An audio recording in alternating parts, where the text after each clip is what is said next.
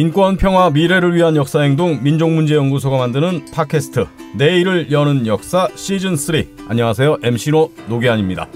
자, 오늘도 저와 함께할 두 분, 권시용 연구원 그리고 조완성 연구원 나오셨습니다. 안녕하세요. 네, 안녕하세요. 네, 안녕하세요. 아, 반갑습니다. 네, 우리 조완성 연구원 조 작가님. 네. 근황이 어떻습니까? 올해가 지금 3.1운동 100주년이잖아요. 당연하죠. 네, 그리고 임시정부 수립 100주년이기도 하고. 그렇죠. 그래서 일들이 엄청나게 연구소에 몰려오고 있습니다. 그래갖고 이 올해도 아주 바쁜 한 해가 될 것 같습니다. 그래서 그런지 얼굴이 좀 피곤해 보이네요. 네. 시드래곤 권시용 선생님. 네. 뭐 연구소에서 답사 프로그램 뭐 하고 있다면서요? 네, 저희가 작년에 저 식민지 역사박물관을 만들었어요. 그렇습니다. 네, 그 개관식을 제가 네, 맞아요. 재능 그랬죠. 기부로 네. 재능 기부로 사회를 봤죠. 네. 네. 그 박물관을 만들고 뭐 그 이전부터도 그랬지만 답사 프로그램을 지금 쭉 운영하고 있거든요. 지금 겨울이어서 잠시 쉬고 있는데 아마 또 날이 따뜻해지면 뭐 용산이라든가 네. 남산 그다음에 3.1운동의 공간이었던 종로 뭐 이런 곳을 답사를 하게 될 거예요. 네. 그런 준비를 하고 있고 당장은 네. 2월 다음 달 2월에 일본에서 청소년들이 모임을 조직해 가지고 3.1운동 답사를 와요. 네. 역시 3.1운동의 공간이었던 종로, 그다음에 정동 이런 곳을 제가 안내를 하게 될 것 같아요. 아, 그렇군요. 네. 하여간 민족문제연구소에서 다양한 답사 프로그램이 있으니까 관심 있는 분들은 많이 좀 참여해 주시면 좋을 것 같습니다. 네, 저희 홈페이지에 한번 네. 들러주시면 공지가 있을 거예요. 그럴 때 신청해 주시면 됩니다. 네. 자, 민족문제연구소의 역사 전문 팟캐스트 내일을 여는 역사 시즌3 친일파 열전입니다. 오늘 두 번째 시간인데요. 자, 그럼 오늘 이야기할 친일파는 누구죠? 네. 친일파로서 아주 유명한 인물입니다. 네. 뭐 다들 그 이름은 들어보셨을 텐데 노덕술이라고 하는 노덕술. 네, 친일 경찰입니다. 아, 너무나 유명하죠. 네. 뭐 유명해서 웬만한 사람들은 다 알 것 같은데. 네, 맞습니다. 저희 네. 민족문제연구소도 이 인물에 대해서 뭐 아주 오래전부터 관심을 가지고 연구를 했고요. 네. 그래서 책도 냈고 특히 2002년에는 그 MBC에서 이제는 말할 수 있다라는 프로그램이 있어요. 아, 옛날에 있었죠. 네네, 거기에서 이 노덕술 편을 다룬 적이 있습니다. 물론 그 영상 제작에 민족문제연구소가 모든 자료를 제공을 하고 네, 도움을 주었었죠. 네. 심지어 그 이제는 말할 수 있다 편을 제작한 PD는 네. 연구소가 제정해서 시상하고 있는 임종국상이라고 있어요. 그 상의 1회 수상자였습니다. 네. 그렇게 유명한데 굳이 오늘 또 노덕술을 선택한 이유가 무엇이냐 이거죠. 네. 그럼에도 아주 이 노덕술이라는 인물은 그 상징성이 아주 큰 인물이라는 그런 점에서 네. 우리 팟캐스트 두 번째 인물로 선정을 하게 되었습니다. 네. 네. 우리 조 작가님 노덕술 하면은 일단은 어떻게 우리가 어떤 이미지로 기억을 해야 될까요? 노덕술이요? 네. 고문왕. 고문왕. 네. 악질 경찰. 악질 경찰. 네. 특히나 고문을 주특기로 했던. 그렇죠. 일제로부터 배웠던 고문 기술을 네. 현재의 그 독재가 우리가 오래 길었잖아요. 네. 그 독재의 그 고문 기술을 전파했던 사람 중에 한 명이라고 할 수 있죠. 그렇죠. 결국은 노덕술로 시작된 그 고문이 영화 1987의 박종철 열사부터 해서 그렇죠. 이근항까지. 네. 그리고 영화 그 김근태 의장을 다뤘던 그 영화에 나오는 그 고문까지 그렇게 그렇죠. 쭉 이어지는. 그렇죠. 네, 그렇죠. 식민지 경찰에서 대한민국 경찰로 갈아탄 사람들이 네. 그 고문의 사다리 역할을 했었던 것이죠. 그렇군요. 자, 그러면 노덕술 어디서부터 이야기를 풀어가 볼까요? 반민특위 체포 한번 그 얘기부터 시작을 해보시죠. 지난주에 얘기했던 이종영은 이제 반민특위 체포될 때 권총으로 막 저항하고 그랬다 그랬는데 노덕술은 어땠습니까? 노덕술도 권총을 가지고 있었고요. 심지어는 경호원도 있었어요. 경호원이요? 네. 1949년 1월 25일 새벽에 이 반민특위 수사관들에게 붙잡혔습니다. 붙잡힌 장소가 어디냐면 이두철이라고 하는 사람의 집에서 잡혔어요. 이두철. 자기 집이 아니었고 이 이두철이라는 사람은 당시 동화백화점 관리인이었어요.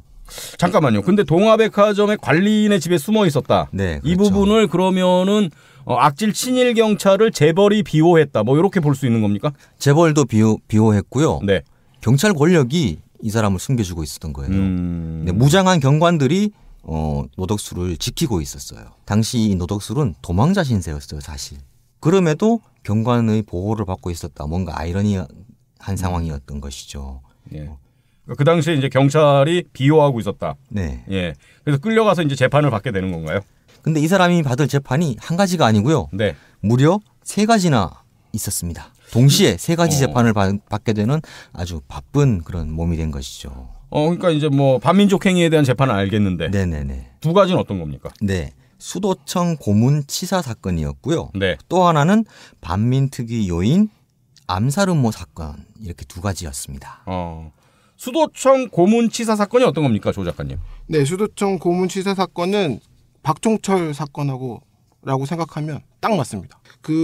이 수도청 고문 치사 사건은 그 노덕수라고 그 소속 경찰들, 수도광구 경찰청이라고 하는 수도청이라고 줄여버렸어요.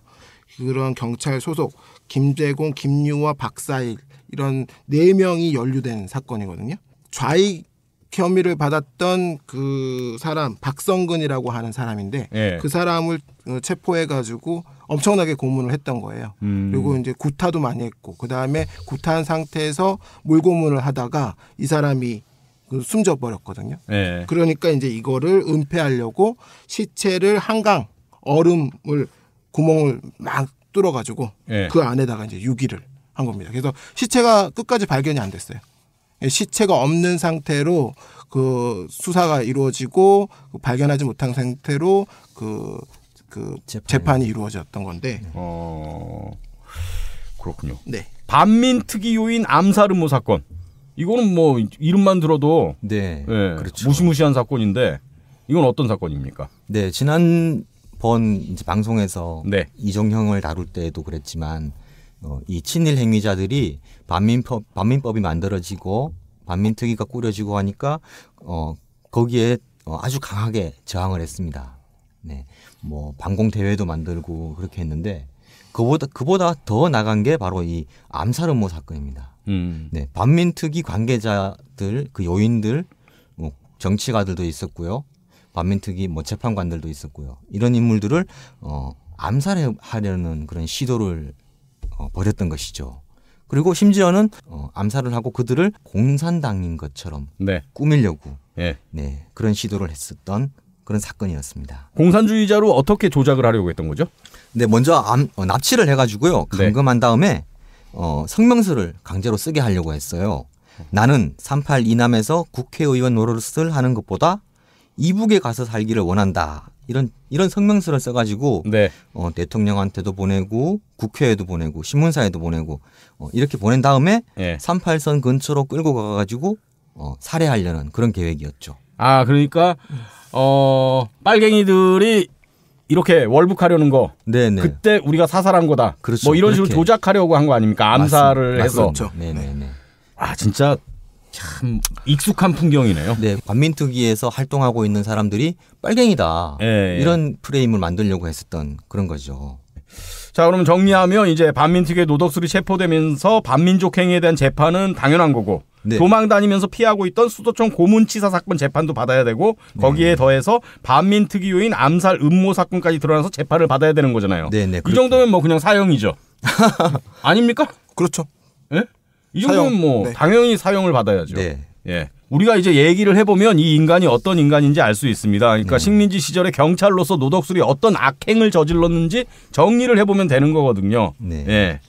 자, 노덕술이란 인간이 어떻게 만들어졌는지, 식민지 경찰로 어떤 삶을 살았는지 알아보겠습니다. 이 사람의 그 창시명, 일본명은 네. 마스우라 히로라고 불렸습니다. 이 사람은 당시 그러니까 식민지 경찰로서 한국인이 오를 수 있는 최고 직책이었던 경시까지 올랐던 그런 인물입니다. 경시면은 뭐 어느 정도 계급이죠, 경찰에서? 경시는 한국 사람들은 정말 하기 힘든 네. 거거든요. 황옥 같은 경우에 경부에서 네. 경시로 오르기 위해서 그렇게 의열단에 숨어 들어가지고 엄청나게 한 거거든요. 예, 경찰 계급이 전체적으로 보면은 경찰부장이 제일 높고요. 네. 경시, 경부, 경부보, 순사 이런 식으로 구성이 되는데 경찰부장은 각 도에 있는 거예요. 각 도에 있는 건데 13명이 되겠죠, 그러면? 그러니까 지금으로 치면 지방경찰청장이네요. 그렇죠. 네. 그 사람들은 다 일본인이에요. 근데 경시는 전국에 한 적을 때는 37명에서 많을 때는 85명 정도 되는데 네. 그중에서 한국인은 보통 이제 10% 이 정도를 차지한다고 해요. 그래서 노독술이 경시가 됐을 때는 전체가 85명이 경시가 있었는데 그중에서 한국인은 8명밖에 아니었답니다. 그 8명 가운데 1명이 노독술이다. 네, 그렇습니다. 몇 년도에 태어났습니까? 네, 이 사람은 1899년 울산 출생입니다. 네. 보통학교를 다 마치지 못하고 중퇴를 했어요. 그래서 처음에는 일본인 잡화점에서 점원으로 일을 했다고 합니다. 그러다가 1920년에 이제 경찰에 투신을 했죠. 1920년 6월에 경남 순사 교습소를 졸업하고 경찰 생활을 시작했고요.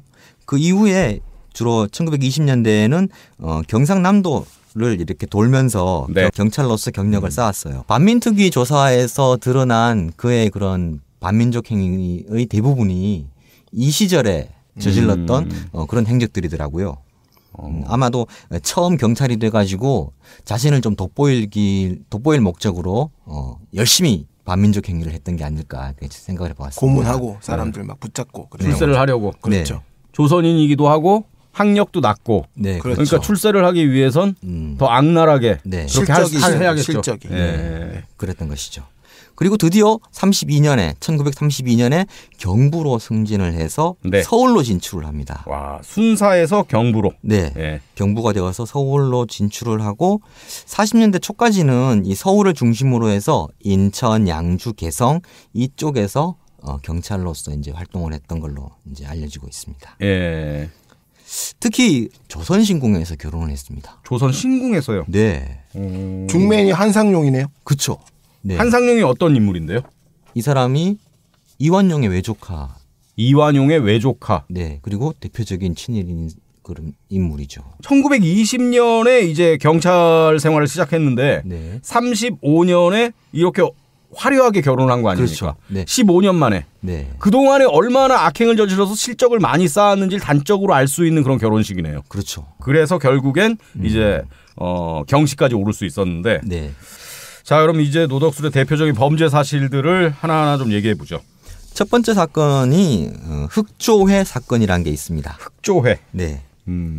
뭐 검을 흑자에 물결조 뭐 이런 뜻인데요. 1928년 노덕술이 동래 경찰서에 근무하고 있을 때 일어났던 사건입니다. 당시 부산 제2상업학교 학생들이 동맹 휴교를 했어요. 예. 네. 이때 학생들은 식민지 교육제도 철폐, 악질 교원 배척 이런 기치를 내걸고 휴교를 단행했는데 그 휴교에 대해서 동네 경찰서가 그 배후 조직이 무엇일까, 주동자가 누굴까 이런 수사를 했었던 것이죠. 이때 이제 노덕술이 당시 동네 경찰서 사법 주임으로 있으면서 모진 고문을 가하고 이제 감옥에 보냈다고 이렇게 기록이 되어 있습니다. 그 고문이 얼마나 심했으면 김규직이란 분은 부산 형무소에서 이제 복역하던 중에 고문 후유증으로 사망을 했고요. 예. 유진흥이란 분도 감옥에서는 보석으로는 풀려났지만 그때 이제 다친 몸을 채 치유를 못하고 결국은 사망하게 되었던 것이죠. 이런 분들은 모두 건국훈장을 받았습니다. 네, 독립운동가를 고문해서 죽음에 이르기까지 했었던 것이죠. 그러니까 자발적으로 이렇게 고문을 진행을 했겠죠. 충성을 더 하기 위해서. 네, 그게 왜 그러냐면 네. 이 사람이 경찰서 사법주임이었어요. 예. 사법계였어요. 고등계가 아니었던 것이죠. 고등계가 출세가 보장되고 고등계가 어떻게 보면 공안 사건 같은 거 취급하게 그렇죠. 되잖아요. 예. 그렇죠? 능력이 뛰어나고 예. 주로 일본인들이 고등계에 많이 들어가 있었죠. 예. 근데 이 사람은 고등계 경찰이 아니면서도 네. 이런 일들을 도맡아서 처리를 했었던 것이죠. 이 사법주임이 보통 이제 그 독립운동가들이 잡히면 네. 그 신문하는 거예요. 신문하는데 이제 그 신문 과정에서 이제 엄청난 고문 이런 것도 할 수 있는 거고요. 그렇죠. 네. 이게 막 조작할 수도 있는 거고. 솔직히 말해서 흑조회라는 말 자체도 네. 일제가 만들어낸 말이 아닐까 싶어요. 흑조회라는 게 네. 정말 흑조회라는 이름을 썼을까 싶기도 한 정도로 좀 조작의 냄새가 좀 있습니다. 그 흑이 이 까만색이 아나키스트 상징하는 색깔이잖아요. 네. 네. 그러니까 거기에서 뭔가 그렇죠. 덮어 씌우기 위해서 그렇죠. 흑조라고 하지 않았을까. 저희 어떤 통찰력에 깜짝 놀랐습니다. 지금 우리 시드래곤. 네? 제가 이런 얘기하니까 MC노가 저런 것까지 하네 그러면서 그렇죠. 깜짝 놀라지 않았습니까 지금? 제가 긴장해가지고 그런 여유가 없어요. 아 그래요? 네. 예. 또 하나의 사건이 통영경찰서 경부보로 이렇게 재직 중이었는데 승진했네요 이제. 네, 1932년 5월에 메이데이 시위에 가담했다는 이유로 네. 김재학이라는 사람을 잡아다가 또 체포해서 고문을 했어요. 이때 이제 그 반민특위 조사 그 결과 내용을 보면 네. 서성달이라고 하는 특별검찰관이 이 조서를 썼는데 거기에 이런 대목이 있어요. 이 노덕술이 네. 사법주임으로 고등계 사무를 겸무를 하고 있었는데 피고인을 직접 검거해서 두 손을 뒤로 두 발을 앞으로 결박하고 천장에 매달아 구타했고 입에 물을 들이부었고 전신을 구타했다. 이런 방법으로 혹독한 고문을 감행했다. 그러니까 이때 당시에 그 고문들이 네. 장난이 아닌 거예요. 그 독립운동가 붙잡혀 오면은 그런 기록도 있어요. 독립운동 지열사. 네. 네, 거기에 보면은 무조건 이제 질문도 안 하고 처음에 붙잡아 와가지고 무조건 때린대요. 매달아 맺고 위에다 매달아 놓고 무조건 때려가지고 사람이 좀 정신이 좀 빠질 때까지 때린 다음에 그러고 난 다음에 신문을 한다는 거예요. 제대로 대답을 하지 못하도록 그럴 정도로 그렇게 가혹한 고문을 하는 경우가 많았습니다. 네. 그러니까 식민지 시절에 동족을 상대로 이런 모진 고문을 하는 이런 정말 얼마나 악독한 인간입니까? 네, 이런 고문이 우리 현대사에도 쭉 이어졌던 것이죠. 그러니까요. 예. 하나만 더 볼까요? 네, 노덕술이 훈장을 받은 얘기입니다. 1937년에 잘 알다시피 네. 중일 전쟁이 일어났어요. 그 중일 전쟁에 경찰로서 협력을 했다 이런 공로로 훈 8등 서보장을 받았습니다. 중일 전쟁 당시에 노덕술이 어디에 근무했습니까? 당시 경기도 양주. 경기도 양주. 개성. 네. 경기도 양주 뭐 개성 이런 데 있었으면은 중일 전쟁하고 그렇게 연관이 없을 것 같은데 어떻게 훈장을 받았죠? 네, 군수 물자를 이렇게 수송하는데 네. 그 협력을 했었던 것이죠. 그런 것도 있고 또 하나는 조선인들을 중일 전쟁이라고 하는 그 전쟁에 협력할 수 있도록 독려하는 그런 행사, 뭐 좌담회 같은 거 있죠. 예, 예. 네. 그런데 열심히 참여했기 때문에 이런 공적을 인정받아서 서훈을 받았던 겁니다. 고문만 많이 한 줄 알았더니 별걸 다 했네요. 네. 네. 네. 당시 경찰로서 이런 활동은 네. 조금 일반적인 것이긴 했어요. 일반적이었어도 열심히 네. 했으니까 훈장을 받았을 거 그렇죠, 아니겠습니까? 그렇죠. 네, 맞습니다. 예. 반민특위 재판장에서 네. 노덕술이 진술하기를 자신은 훈 7등 훈장을 받았다 이렇게 진술을 했어요. 그럼 더 높은 건가요? 그렇죠. 네. 8등보다는 7등이 높은 거예요. 그 자기한테 불리한 진술일 텐데. 자랑이겠죠, 그래도. 아니 그러니까 거짓말할 것 같진 않아요. 사전을 편찬하면서 조사한 바로는 네. 서류상에서는 현재까지 조사한 바로는 훈 8등까지만 받은 걸로 조사를 했는데 네. 아마 우리가 조사하지 못한 또 다른 훈장을 그 이후에 받았을 것이라고 이렇게 이건 짐작을 뭐 합니다. 앞으로 뭐 증거가 되는 자료가 나올 수도 있겠네요. 그렇겠죠. 더 나올 네. 수 있겠죠. 네. 자, 이렇게 여러 가지 악행을 저지른 악랄한 친일 경찰 노덕술. 해방이 된 다음에 이제 평양 경찰서장이었잖아요. 네, 그렇죠? 네 맞습니다. 그리고 소련군에게 잡혔고 풀려난 후에 곧장 월남을 했고. 네. 그리고 그 다음이 중요합니다. 네, 월남을 맞습니다. 해서 남해 내려와서 미 군정하에서 다시 경찰이 됐습니다. 이게 사실은 우리 현대사의 비극 아니겠습니까? 네, 그렇죠. 이런 악독한 친일 경찰이 해방된 조국에서 다시 경찰이 됐다. 예? 미 군정은 왜 이렇게 했을까요? 그러니까 미군정에서 친일 경찰들을 등용하면서 어떤 생각을 했는지가 이 미군정 경찰 고문인 맥을린의 그런 이야기에서 또 잘 드러나는데요. 그들은 친일 경찰이죠. 예. 그들이 일본인을 위해서 훌륭히 업무를 수행했으면 우리를 위해서도, 여기서 우리란 미군정이죠. 우리를 위해서도 그럴 수 있으리라고 생각을 한다. 이런 생각을 가지고 친일 경찰들을 다시 등용을 했었던 겁니다. 좀 극단적으로 얘기하면 네. 예. 개들이 주인만 바뀐 거 아닙니까? 그리고 네? 공통의 이해관계가 딱 생겼던 것이죠. 그러니까요. 네. 예. 미군정은 좌익을 탄압해야 됐고 네. 또 한편 친일 경찰들은 자신들이 그 동할 수 있는 터전이 필요했던 것이고. 예. 조선이라는 신생 독립국이 네. 어떻게 좀 그 민중들과 함께 잘 살고 제대로 된 나라를 세우는데 도움을 줄 것인가엔 일에 관심도 없었단 얘기죠. 그렇죠. 오로지 자국의 이익과 그 동북아시아에서의 자신의 영향력을 어떻게 안정화시키고 더 확대할 것인가. 그렇죠. 그리고 어떻게 소련을 막아내는 게 거기에만 관심이 집중돼 있었다는 얘기죠. 네. 사실 해방이 되고 나서 네. 그 해방 공간에 그러니까 미군이 들어오기 직전까지는 그 친일 경찰들 있죠. 이 사람들이 도망 다니고 숨어 다니기에 바빴다고 해요. 그러니까요. 제1차 공격의 대상이었거든요.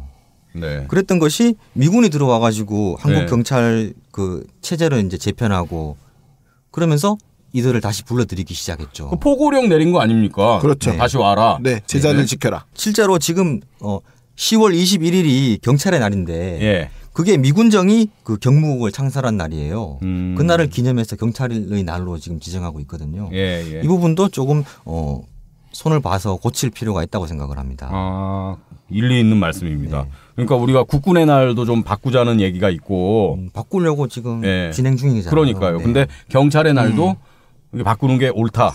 이런 말씀이신 거잖아요. 네. 그러면 그 경찰의 날 변경 사업은 우리 시드래곤이 맡아서 네. 네. 책임지고 한번 추진을 해보는 걸로 하겠습니다. 우리가 한번 밀어봅시다. 네. 그럽시다. 그런데 이제 고국을 떠나서 네. 정말 이영만리에서 목숨 걸고 독립투쟁을 했던 그 독립 투사들이 네. 해방된 조국 남쪽에 딱 왔는데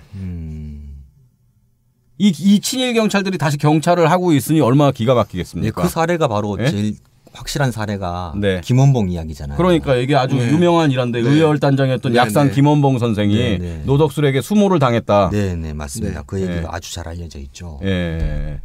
참 이게 진짜 너무나 그 분노할 수밖에 없는 그런 이야기 네, 네, 아니겠습니까? 그 송건호 선생이 한국 현대사라는 책을 쓰면서 네. 김원봉 선생이 노덕술한테 붙잡혀서 수모로 난 다음에 네. 그 전 의열단원이었던 유석현 지난 시간에 나왔었죠. 네. 그 유석현한테 가가지고 꼬박 3일간을 울었다고 그렇게 써 있습니다. 근데 이때 김원봉 선생이 왜 경찰에 체포가 됐던 거였죠? 이때 당시에 그 전국 노동조합 평의회가 주도하는 그러니까 좌파 조직이죠. 그 총파업이 24시간 그러니까 하루 동안 진행이 됐는데 그걸 빌미로 해가지고 그 좌익 세력들을 좀 공격하려고 미군정하고 우익 청년단체들이 관련자들을 이렇게 체포를 했던 거예요. 그 중에서 이제 김원봉 선생도 민전의 대표적인 지도자였기 때문에 붙잡히게 됐던 겁니다. 네. 그리고 거기서 이제 노덕술에게 네. 네. 수모를 엄청나게 당한 거예요. 고문도 당하고 뭐 그렇게 된 거죠. 참 그 김원봉 선생의 마음이 어땠을까요? 네. 진짜. 네, 그렇죠. 그래서 김원봉 선생이 이런 얘기를 했대요. 내가 조국 해방을 위해 중국에서 일본놈과 싸울 때도 이런 수모를 당하지 않았는데 해방된 조국에서 악질 친일파 경찰 손에 수갑을 차다니 이럴 수가 있어. 네, 라며 맞습니다. 분노하고 결국엔 월북을 하게 되는 거 아닙니까? 네, 그 월북의 네. 하나의 이제 계기가 되었다. 라고 이제 보통 네, 얘기를 하죠. 하고 있죠. 네. 네. 그러니까요. 네. 자, 다시 반민특위 재판으로 돌아가 보죠. 반민특위가 이제 노덕술 체포하고 조사한 후에 기소를 했습니다. 재판도 2차례 열렸잖아요. 그 뒤에 이제 어떻게 됐습니까? 네, 2차례 공판이 열렸고 그다음에 다음 공판이 49년 6월 15일 예정이 되어 있었어요. 네. 근데 바로 이 시점에 그 노덕술의 재판에 아주 중요한 영향을 미칠 사건이 벌어졌습니다. 어떤 사건입니까, 조 작가님? 반민특위 공격한 거죠. 습격. 습격 사건. 네. 네, 바로 국회 프락치 사건. 네. 또 하나는 반민특위 습격 사건. 이 두 네. 사건이 바로 그 시점에 일어났습니다. 그리고 일단은 또 노덕술이 체포가 되니까 이승만이 그렇게 분노를 했다면서요? 네, 이승만이 직접 그 반민특위 조사관들에게 그런 요구를 했어요. 네. 노덕술을 풀어주라. 음. 그 이승만의 그 이야기 중에 그런 이야기가 있죠. 좌익 세력을 타도하기 위해서는 기술자가 필요하다. 네. 네. 그 기술을 가진 경찰이 절대 필요하기 때문에 반민특위에서 그 노덕수를 잡아들였는데 그걸 풀어주라 이렇게 요구하기도 했습니다. 이게 고문 기술이네요. 그렇죠. 고문 기술이죠. 그렇죠. 그리고 이제 이런 분위기에서 이른바 국회 뿌락지 사건이 일어나는 거 아닙니까? 네, 그렇죠. 네. 이게 그 아까 처음 얘기했었던 그 암살 음모 사건 있잖아요. 그 암살 음모 사건의 그 시나리오가 이 사람들을 38선에 끌고 가가지고 죽인 후 공산당으로 이제 몰아가겠다 이런 계획이었잖아요. 그 계획이 그런 시나리오가 실제로 실현이 된 거예요. 국회의원들을 공산당 뿌락치로 몰아가지고 체포한 사건이었던 것이죠. 자, 이승만 정권이 반민특위 방해하고 탄압하는 분위기에서 이제 특위 활동이 거의 이제 와해될 지경이 된 거죠. 네네네. 네. 뭐 당연히 노덕술에 대한 재판에도 영향을 미쳤겠네요. 그렇습니다. 반민특위 재판뿐 아니고 다른 두 재판, 그 수도청 고문치사 사건, 암살 음모 그다음에 사건, 반민특위 요인 암살 음모 사건, 이 다른 두 재판까지도 역시 영향을 미쳤어요. 그래서 어떻게 해야 됩니까? 모두 무죄로 풀려났습니다. 참 말도 안 되죠, 그죠? 참 어이가 없네요. 네. 네, 수도청 고문치사 사건은 증거불충분으로 이제 무죄가 나왔어요. 네. 왜냐하면 이게 아까도 이제 말씀드렸지만 시체가 없는 재판이었거든요. 그러니까 한강에다 유기했기 때문에 시체가 없었어요. 관계자 증언에 의지를 했는데 이 사람들이 재판에 와가지고 말을 바꾼 거죠. 그러다 보니까 결국은 이렇게 무죄 판결로 이제 결론이 지어졌습니다. 네. 안타까운 일이죠. 반민특위 요인 암살 음모 사건에서도 역시 노덕술은 무죄를 선고받았어요. 근데 그 재판에 같이 연루되었던 최난수라고 하는 사람과 홍택희라는 이 두 사람 경찰은 실형을 선고받았습니다. 1심에서는 2년형을 받았고요. 2심에 가가지고는 벌금형으로 이제 감형이 되었어요. 네. 그렇지만 무죄는 아니거든요. 사건은 있었다는 거예요. 네. 네. 이 재판 결과에서는 살해를 교사한 것은 사실이지만 그 암살 계획이 실현되지 않았기 때문에 교사죄는 성립되지 않고 다만 폭발물 취체 규칙 위반, 폭탄 그 취급 위반으로 그 재판을 이제 결론을 낸 거죠. 이것도 사실은 억지죠. 왜냐하면 교사가 있었고 교사를 받은 사람이 있었기 때문에 똑같은 혐의로 처벌받아야 되는 거거든요. 그렇죠. 네. 왜냐하면 나중에 홍택희 벌금형 받은 사람이에요. 이 사람이 검찰이 기소한 내용이 다 사실이다라고 시인을 했어요.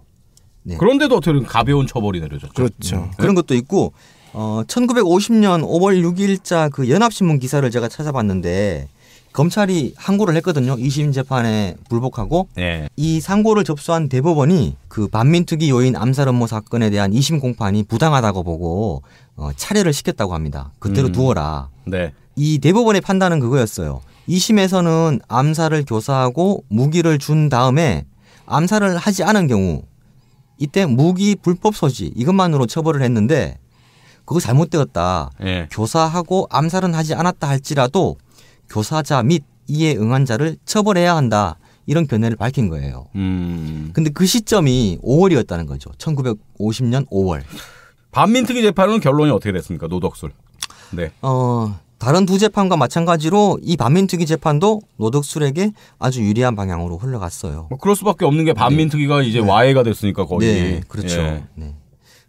그리고 반민특위에서 재판이 끝나기도 전에 그 지난 시간에 얘기했던 이종영처럼 이 사람도 병보석으로 풀려났습니다. 이때는 병보석을 잘해줬네요. 네, 엄청 잘해줬어요. 일제시대 때는 절대 안 해주거든요. 일제시대 때는 거의 죽을 때쯤 되면 이제 풀어줍니다. 병보석으로. 그러니까요. 네. 뭐 병보석 어떤 거에 걸렸대요? 네, 이 찾아보니까 이때 이제 마포형무소에서 수감되어 있었거든요. 그때 노덕술이 이런 진단을 받았대요. 만성기관지염, 임파선염, 저혈압증, 뇌신경 쇠약, 만성위장염. 다 끌어들였네요. 네. 아픈 데도 많죠. 이 정도면 다 그냥 빵에서 다 치료할 수 있을 것 같은데요. 그렇죠. 네. 네. 그리고 결국은 1949년 9월 말이 돼가지고 이 노덕술은 반민특위에서 공소기각 결정을 받고 석방이 되었던 것이죠. 완전히. 결국 네. 악질 친일 경찰 노덕술에 대한 단죄는 하나도 이루어진 게 없는 거잖아요. 네. 법의 심판을 모두 비껴갔습니다. 뭐 지난 이종영과 뭐 똑같네요. 네. 네. 이후 이제 노덕술 행적은 어떻습니까? 이제 법의 심판을 모두 비껴간 이후에는 네. 경찰로 돌아가지는 못하고 네. 이번에는 군대에 들어갔습니다. 아, 경찰에서 군인이 됐네요. 네, 군대에 들어갔는데 그 중에서도 헌병이 되었어요. 군대의 헌병. 경찰이라고 하는. 뭔가 이제 또 뒤에서 봐준 사람이 있겠죠. 그렇죠. 네? 네, 네. 네. 이 과정에서 한국 전쟁이 있었잖아요. 아, 그렇죠. 전쟁 기간 동안에 훈장을 3개나 받았어요. 얼마 전에 경향신문에서 이 노덕수의 그런 훈장을 또 크게 한번 다룬 적이 있더라고요. 그러니까 이 훈장이 지금 말하는 이 훈장이 아까 그 일제시대 때 받은 훈장이 아니라 아니고, 네. 한국전쟁에서 받은 거니까 대한민국으로부터 받은 훈장이란 얘기잖아요. 그렇죠. 충무 무공 훈장, 네. 그다음에 화랑 무공 훈장 이런 네. 훈장을 받았어요. 무려 3개나. 네, 3개나. 이게 아직도 취소가 안 되고 있고. 그렇죠. 취소가 안 되고 네? 있고. 네. 친일파인데. 이러니까 대한민국 훈장의 가치가 떨어지는 거 아닙니까? 네. 군 생활은 계속 잘 했나요? 근데 참 군생활도 명예롭게 끝내지 못했더라고요. 찾아보니까 이 사람이 군대에서 재판을 받고 쫓겨나요. 뇌물을 받은 혐의로. 이 사람이 그 부산에서 근무할 때 일인데요. 네. 부산 제2육군범죄수사단 대장으로 있었어요. 근데 이 시점에 그 미군 군수물자를 빼돌리려는 사람들이 있었나 봐요. 미군 군수물자를 빼돌리려고 하면 그 지역을 관할하고 있었던 군대의 그런 협조가 필요했던 모양입니다. 노덕술에게 뇌물을 주고 군수물자를 빼돌리려고 했어요. 참. 아, 진짜 집어넣게 못 준다더니. 네, 이때 아니, 범죄수사단 단장 아닙니까? 대장. 그러니까 그러면 뇌물을 제대로 준 거죠. 아니, 그러니까. 아니, 범죄수사단 단장이면 와, 이런 걸 막아야 되는 위치에 있는 자가 네. 뇌물을 받아가지고. 그렇죠. 네. 그렇게 해서 징역형을 받고 네. 파면되었어요. 군법으로 다스렸으면 훨씬 더 강한 처벌을 받아야 되는데 네. 남한산성이 계속 있어야 되는데 말이죠. 네. 네. 이때는 남한산성 아니었나? 근데 이게 이때 당시에 미군의 군수물자가 생활 수단이 되기도 했었거든요. 그래서 네. 조금씩 이렇게 빼내는 거는 미 군정이 일부러 체크를 안 했어요. 지금 노덕수를 옹호하는 겁니까? 아니 그게 아니라 네. 이게 왜 문제가 됐는지를 지금 얘기 드리려는 거예요. 네. 그러니까 너무 큰 금액이었던 것이죠. 그러니까 당시 미 군정이 용납할 수 없었던 금액이었던 거예요. 이게 그때 당시로 4억 6천이라고 그랬죠? 네, 4억 6천만 원. 그러면 이게 지금 얼마입니까 이게? 그러니까 생필품으로 도는 걸 일정 정도 허용하는 편이었는데 너무 그걸 지나치게 넘어가지고 그렇죠. 예, 어쩔 수가 없었다. 네. 아, 그러니까요. 예, 그런데 어떻게 징역 6월밖에 안 받았다는 이건 제 이해가 안 된다는 얘기죠. 예? 게다가 네. 국회의원 출마까지도 해요. 이제 1960년에 가서. 이종영하고 비슷하네요, 그렇죠. 진짜. 네, 비슷한 길을 친일파들은 어떻게 이렇게 비슷하죠? 근데 이 사람은 네? 떨어졌어요. 당연히 떨어져야죠. 네. 그 이종영 당선된 게 진짜 이상하더라고요. 네. 예. 아니 그러면 이제 1960년에 미니언 선거에 났다가 낙선을 네, 했습니다. 낙선을 하고 낙선 이후에는 어떻게 살았습니까? 그 뒤에는 뭐 자세한 기록이 남아 있지는 않아요. 네. 그리고 단편적인 기록만 보이는데 네. 서울에서 흥신소를 운영했다라고 이제 생각이 돼요. 흥신소면은 이제 심부름 센터잖아요. 네, 그런 거 뒷조사하고 이런 그러니까 거. 하던 거 계속 하는 거네요. 네, 경찰 생활할 때 배웠던 그런 기술을 가지고 예. 경찰이 되지는 못하고 흥신소로 이제 운영했던 걸로 생각이 됩니다. 그러니까 흥신소 할 때도 보니까 흥신소 운영하다가 65년 9월에 흥신업 단속법 위반 혐의로 체포돼서 징역 8월에 집행유예 2년을 또 받았네요. 네, 네, 네. 와, 실형은 진짜 안 사네요, 잘. 실형은 잘 안 살죠. 빠져나갑니다. 네, 네. 저는 좀 혹시나 하는 마음에 여쭤보는 건데 진짜로. 네. 이들도 어찌됐건 인간의 탈을 쓰고 있지 않습니까? 죽기 전에 혹은 유언이라도 내가 식민지 시절엔 조금 잘못한 것 같다. 내가 죽기 전에 조금 사과를 한마디는 좀 남기고 가야 되겠다. 이런 어떤 좀 양심적인 면 혹은 약간의 우리가 동정이라도 할 수 있는 여지 그런 걸 보여줬다는 자료 같은 건 없습니까? 노덕술? 없습니다. 그런 생각을 한 사람이라면 네. 45년 해방이 되었을 때 반성을 했겠죠. 또는 반민특위에 체포되었을 때 그때라도 반성을 했겠죠. 근데 전혀 그런 흔적이 없습니다. 그러니까요. 근데 죽기 전에라도 그래도 죽기 전에는 사람이 좀 착해진다 뭐 이런 얘기도 하잖아요. 그런 건 전혀 찾을 네, 수가 전혀 없고 결국 없어요. 죽기 전까지 단 한마디도 속죄는 하지 않고 네, 그렇습니다. 그러니까요. 우리가 이렇게 단죄 안 하고 벌을 안 주고 청산하지 그렇죠. 않고 이러면 이게 저렇게 살아도 되는구나. 응? 그렇죠. 이런 생각을 하게 되는 겁니다. 다른 사람들이 그걸 보는 사람들이 저렇게 잘못된 놈들은 저렇게 벌을 받는구나. 네. 이런 걸 못 보여준 게 우리 현대사의 가장 큰 뼈아픈 점 아니겠습니까? 네. 예? 그래서 1968년 4월 1일. 네. 이 사람 이제 네. 부고 기사가 신문에 짤막하게 실렸더라고요. 그렇군요. 사망했습니다. 네. 이종영보다는 좀 덜 속 시원하네요. 이종영 같은 경우는 이제 하늘의 벌로 교통사고로 죽었잖아요. 네. 근데 그냥 뭐 자연사한 거 아닙니까? 그렇죠. 네. 자, 너무나도 유명한 친일파 노덕술에 대해서 오늘 이야기를 나눴는데요. 네. 다들 뭐 혈압 좀 조심하시고요. 네.